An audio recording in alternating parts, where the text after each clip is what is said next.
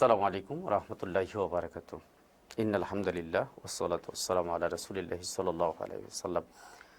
প্রিয় দর্শক, স্বাগত জানাচ্ছি আমাদের সকলের প্রিয় চ্যানেল মেঘনা টিভির অনন্য আয়োজন প্রমিস গ্রুপ লিমিটেড নিবেদিত রহমতুর রমজান, powered by Sakib Publications. Quiz হিসাবে রয়েছেন ইনটেক কুইন্স ক্যাফে এবং সিলভার মডেল ডেভেলপার্স লিমিটেড।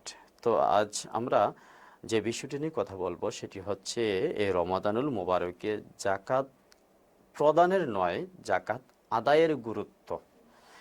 এই জাকাত আদায়ের গুরুত্ব সম্পর্কে আলোচনা করার জন্য আমাদের স্টুডিওতে আমন্ত্রিত হয়েছেন তরুণ আলেমী দ্বীন, বিশিষ্ট ইসলামী চিন্তাবিদ, বিশিষ্ট মিডিয়া ব্যক্তিত্ব, মহৎ খাতিব মহতারাম মাওলানা মুফতি দেলওয়ার হুসাইন সাইফি মহোদয়কে আমাদের মাঝে আমরা পরিচয় এবং আমাদের মাঝে বরণ করে নিচ্ছি। আসসালামু আলাইকুম ওয়া রাহমাতুল্লাহ। ওয়া আলাইকুম আসসালাম ওয়া রাহমাতুল্লাহি ওয়া বারাকাতুহু। মহতারাম মুফতি দেলওয়ার হোসেন সাইফি, আপনি কেমন আছেন? আলহামদুলিল্লাহ ভালো আছি, আপনি কেমন আছেন? আলহামদুলিল্লাহ, আমি ভালো আছি। আল্লাহ দরবারে শুকরিয়া করছি, রাসূলের উপর দরুদ ও সালাম প্রেরণ করে যারা ইন্তেকাল করেছেন তাদের মাগফিরাত কামনা করে, যারা সুস্থতা কামনা করে। অনেকে আছেন আমাদের মাঝে রমাদান মোবারক অনেক নেক নিয়ত রয়েছে, তাদের এই নেক নিয়তগুলোকে, আমাদের সকলের নেক নিয়তগুলোকে আল্লাহ যেন কবুল করেন সেই কামনা করে যাব মূল প্রতিবাদে। যে আমরা আপনার কাছ থেকে শুনতে চাইব যে এই রমাদানুল মোবারকে আমরা জাকাত প্রদানের নয়, অর্থাৎ জাকাত আদায়ের গুরুত্ব। আজকের বিষয় জাকাত আদায়ের গুরুত্ব। আমরা প্রদান করি না, আমরা আদায় করব, সেই গুরুত্ব সম্পর্কে কথা শুনবেন ইনশাআল্লাহ তাআলা আপনার কাছ থেকে। আলহামদুলিল্লাহি রাব্বিল আলামিন, ওয়াসসালাতু ওয়াসসালামু আলা রাসূলিহি মুহাম্মাদি ওয়া আলা আলিহি ওয়া সাহবিহি আজমাইন। আম্মা বা'দ, ফাউযু বিল্লাহি মিনাশ শাইতানির রাজীম। বিসমিল্লাহির রহমানির রহিম। ওয়াল্লাযীনা হুম লিয-যাকাতি ফাঈলুন। সাদাকাল্লাহুল আযীম। ক্বালা রাসূলুল্লাহি সাল্লাল্লাহু আলাইহি ওয়াসাল্লাম, বুনিয়াল ইসলামু আলা খামসিন শাহাদাতি আল্লা ইলাহা ইল্লাল্লাহ ওয়া আন্না মুহাম্মাদান আবদুহু ওয়া রাসূলুহু ওয়া ইকামিস সালাত ওয়া ইতাইজ যাকাত ওয়াল হজ্জ ওয়া সাওম রমাদান। প্রশংসা করছি আল্লাহ তাআলা রব্বুল আলামিনের, যিনি আমাদের সকলকে পবিত্র মাহে রমজান পর্যন্ত হায়াতটুকু দান করেছেন। এই জন্য শুকরগুজার করি সকলে বলে আলহামদুলিল্লাহ। আলহামদুলিল্লাহ। দরুদ সালাম প্রেরণ করছি বিশ্ব মানবতার মুক্তির দিশারি, যিনি সর্বকাল ও সর্বযুগ শ্রেষ্ঠ মহামানব, যিনি আজ থেকে ১,৫০০ বছর পূর্বে মক্কা নগরীতে একটি বর্বরার যুগে, অন্ধকারের যুগে, যিনি প্রদীপ হিসাবে, নূর হিসাবে রহমতে এসেছিলেন আব্দুল্লাহর পুত্র হয়ে মায়মুনার উদরে। তিনি হচ্ছেন আমার আপনার নবী, আখির নবী, শেষ নবী, শ্রেষ্ঠ নবী। ওই নবীর উপরে সকলে দরুদ সালাম প্রেরণ করছি, সকলে বলি সাল্লাল্লাহু আলাইহি ওয়াসাল্লাম। সম্মানিত উপস্থাপক, বিজ্ঞ উপস্থাপক, আমাকে আপনি যে একটি প্রশ্ন করেছেন, খুব গুরুত্বপূর্ণ একটি প্রশ্ন।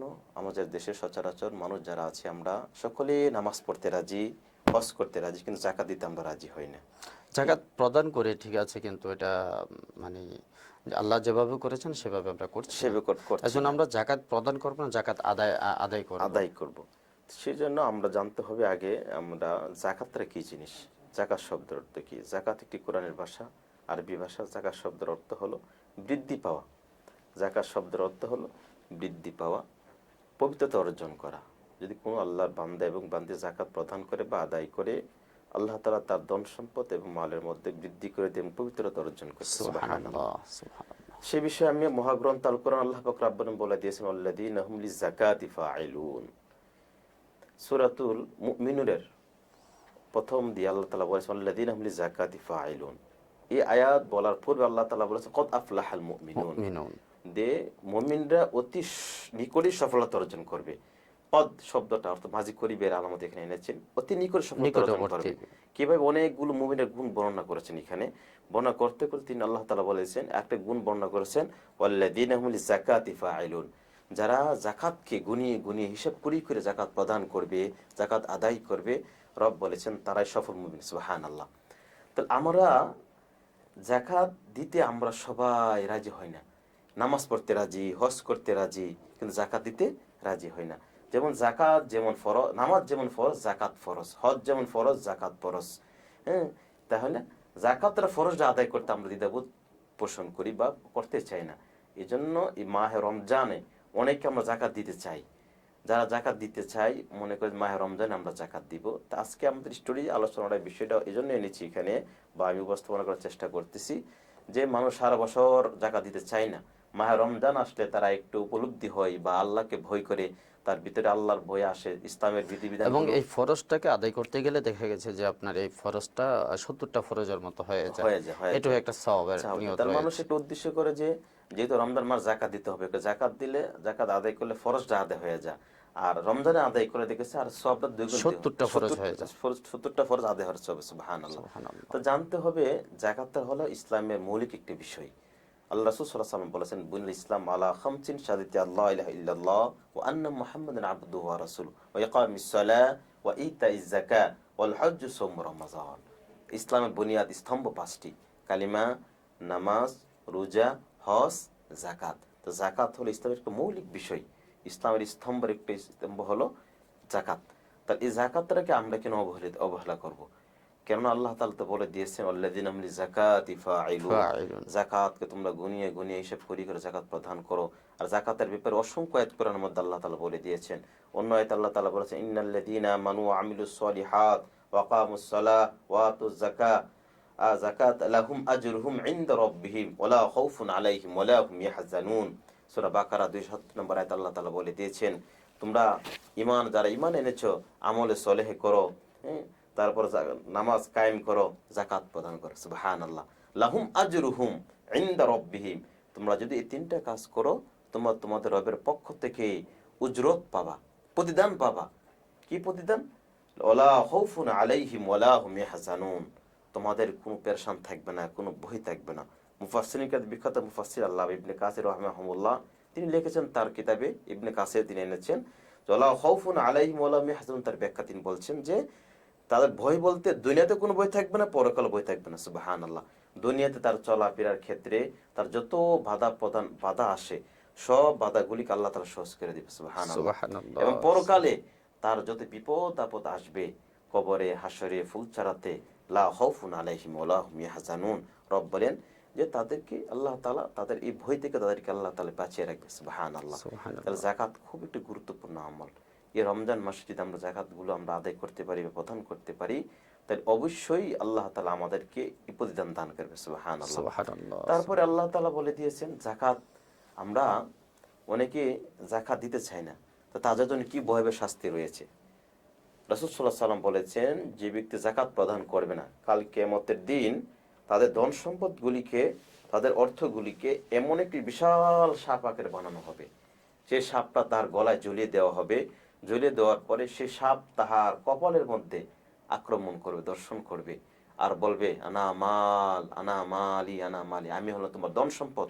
দুনিয়াতে তুমি যে ধন সম্পদগুলো অর্জন করেছিলা, জমা করে রেখেছিলা, আল্লাহর রাস্তায় দান করো না। রব বলেছেন যে তোমাদেরকে, রাসূল সাল্লাল্লাহু আলাইহি ওয়াসাল্লাম বলেছেন, তোমাদেরকে এই শাস্তি দেওয়া হবে। তাই সুতরাং যাকাত একটি গুরুত্বপূর্ণ একটি আমল।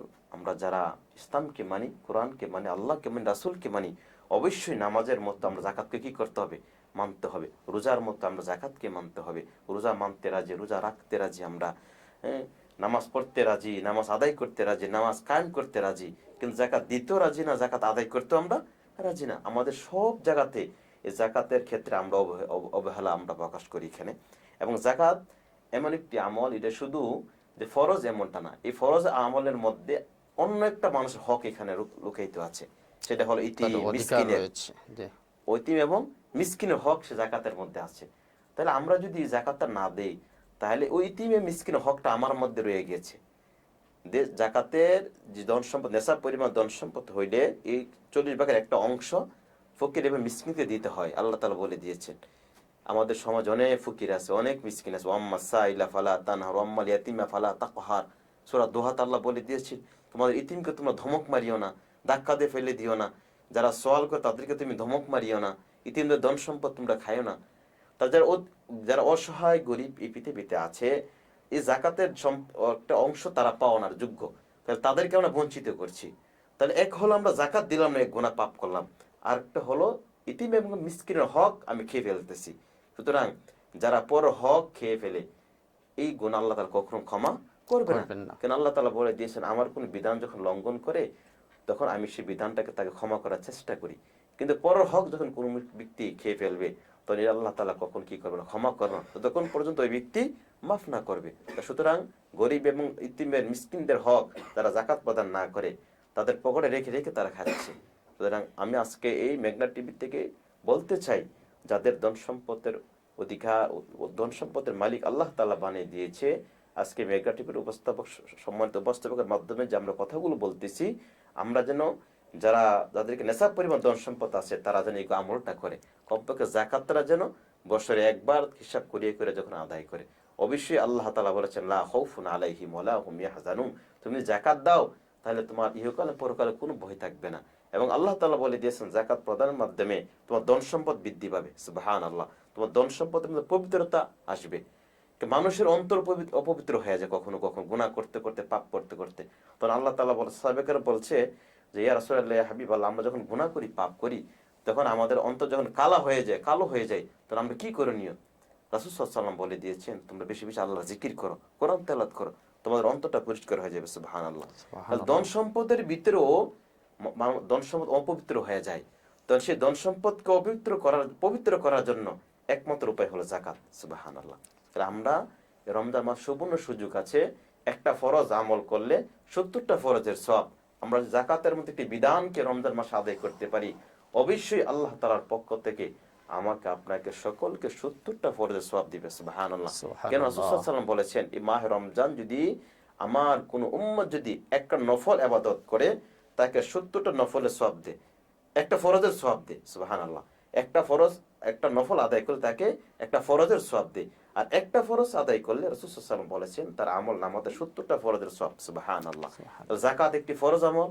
কোন আল্লাহর বান্দা এবং বান্দি যখন এই মাহে রমজানে যাকাতকে প্রদান করবে, অবশ্যই আল্লাহ পাক রব্বুল আলামিন তাহার 70টা যাকাত আদায় করা, 70টা ফরজ আদায় করা সওয়াব দিবে। সুবহানাল্লাহ। সুবহানাল্লাহ, চমৎকার বলছিলেন। আপনার খুব গুরুত্বপূর্ণ তথ্যপূর্ণ কথা বলছেন। আল্লাহ রাব্বুল আলামিন আমাদের সকলকে একদম নিয়ম মাফিকভাবে যাকাত আদায় করার এবং হকদারকে যাকাত প্রদান করার মতো যেন আল্লাহ আমাদেরকে তৌফিক দান করেন। এবং সর্বোপরি আপনার জন্য শুভকামনা করে আল্লাহ আপনার ইলমে, আহ, আপনার ইলমে এবং আপনার জবানে তরাক্কি দান করুক, সেই কামনা করে আজকের মতো আপনাকে অনেক অভিনন্দন জানাচ্ছি। প্রিয় দর্শক, আমরা এতক্ষণ পর্যন্ত উপভোগ করছিলাম প্রমিস গ্রুপ লিমিটেড নিবেদিত রহমতে রমজান, powered by Sakib publications, sponsor হিসেবে রয়েছেন ইন্টেক কুইন্স ক্যাফে এবং সিলভার ডেভেলপার্স লিমিটেড। তো আমরা আজকে এখানেই শেষ করব। আমাদের মহোদয় খুব চমৎকারভাবে আলোচনা শুরু করেছিলেন এবং তিনি চমৎকার কথা বলছিলেন যে যাকাতটাকে আমরা আমাদের মতো করে দেখা গেছে যে আমরা যেখানে 10 টাকাকে আমরা ভাগ করে 2-3 টাকা 4 টাকা 5 টাকা করে। আরেকটু কথা বলতে চাই জি, আমি। অবশ্যই অবশ্যই। হ্যাঁ, আমি সেই সেটা কথাটা আপনাকে হলো, ছোটতাম যাকাত প্রশ্নটা। যে আমরা দিব, কাকে যাকাত প্রদান করতে হবে, যাকে আমরা কাকে যাকাত দিব, আল্লাহ তাআলা রব্বুল আলামিন মহাগ্রন্থ আল সূরা তওবা 60 নম্বর আয়াত 3 বর্ণনা করে যাকাত কাকে কাকে আমরা দিতে হবে। এক নম্বর হলো যারা ফকির, তারা যাকাত পাবে। দ্বিতীয় নম্বর হলো যারা মিসকিন, তারা যাকাত পাবে। 3 নম্বর হলো যারা যাকাত আদায় করে, যারা যাকাত আদায়কারী, তারা কি করবে, যাকাত প্রদান, তারা যাকাত নিতে পারবে। 4 নম্বর হলো যারা ইসলামের দিকে আকর্ষিত হবে, যারা ইসলামের দিকে আসতে চায়, কোনো ইহুদি, খ্রিস্টান, বুদ্ধ, নাসারা, তাদেরকে যাকাত আপনি দিতে পারবেন। 5 নম্বর হলো তারা দাস মুক্ত করতে চায়, তাহলে ওই ব্যক্তিকে যাকাত আপনি দিতে পারবেন। তারপর হচ্ছে যারা ঋণগ্রস্ত, তাদের ঋণ থেকে মুক্ত করার জন্য তাকে আপনি যাকাত দিতে পারবেন। এবং যারা আল্লাহর রাস্তায় জিহাদ করে, তাদেরকে আপনি যাকাত প্রদান করতে পারবেন। এবং যারা মুসাফির, কোন মুসাফির সফর অবস্থায় গিয়েছে, তাহার অর্থ সম্পদ সব একবারে শূন্য হয়ে গিয়েছে, তাকে আপনি যাকাত প্রদান করতে পারবেন। এটা যাকাতের একটা খাত আল্লাহ তাআলা সূরা তওবা 60 নম্বর আয়াতে বলে দিয়েছেন। আল্লাহ নির্দিষ্ট একটা খাত দিয়ে দিয়েছেন এখানে, তাদেরকে দিতে পারবেন। এই জন্য আমরা চেষ্টা করব। আল্লাহ তাআলা বলেছেন, আল্লাযীনা লিযাকাতি ফাঈলুন, আমরা গুনিয়ে গুনিয়ে হিসাব করে করে আমরা যাকাতকে প্রদান করব ইনশাআল্লাহ। আল্লাহ তাআলা যেন আমাদের সকলকে তৌফিক দান করে। চমৎকার বলছিলেন। জি প্রিয় দর্শক, শেষ করব আজ এখানেই। আমরা শুনছিলাম যাকাত নিয়ে চমৎকার আলোচনা। তো আগামী কোনো পর্বে অন্য কোনো বিষয় নিয়ে ঠিক একই চ্যানেলে একই সময়ে আমরা আপনাদের সকলের খেদমতে আমরা দুনিয়ার কল্যাণ এবং আখিরাতের মুক্তি হয় এমন কিছু আলোচনা উপস্থাপন করার চেষ্টা করবেন ইনশাআল্লাহ তাআলা। তো সেই পর্যন্ত আপনারা ভালো থাকবেন, সুস্থ থাকবেন, এই কামনায় আজকের মতো বিদায় নিচ্ছি। আসসালামু আলাইকুম ওয়া রাহমাতুল্লাহ। আসসালামু আলাইকুম ওয়া রাহমাতুল্লাহি ওয়া বারাকাতুহু।